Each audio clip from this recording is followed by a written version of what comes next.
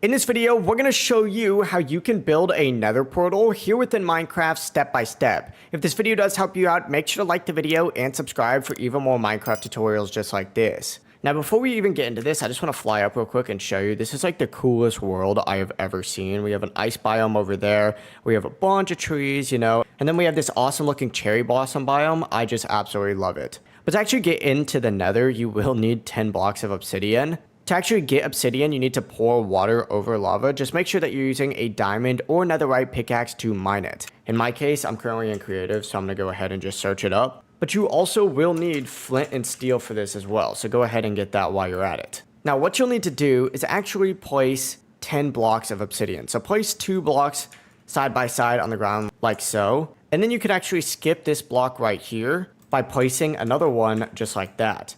Then place up 3 obsidian blocks on each side, just like so, where you place that temporary block. Boom, boom, boom. Place another grass block, and then place 2 more obsidian. Now, all these grass blocks are actually temporary blocks. You don't actually need them. And you can fill these in with obsidian as well if you would like, but once again, it's not needed. Once you place these just like so, you'll have a vertical rectangle with 10 obsidian blocks total. And these corners can be whatever you would like. Now, finally, just use that flint steel to right click inside that portal and it'll activate with a purple glow. Now step in and you're off to the nether. But yeah, it really is as simple as that. If you guys have any questions, don't hesitate to ask us down in the comment section below. And remember to like and subscribe for even more tutorials just like this. Have a great rest of your day.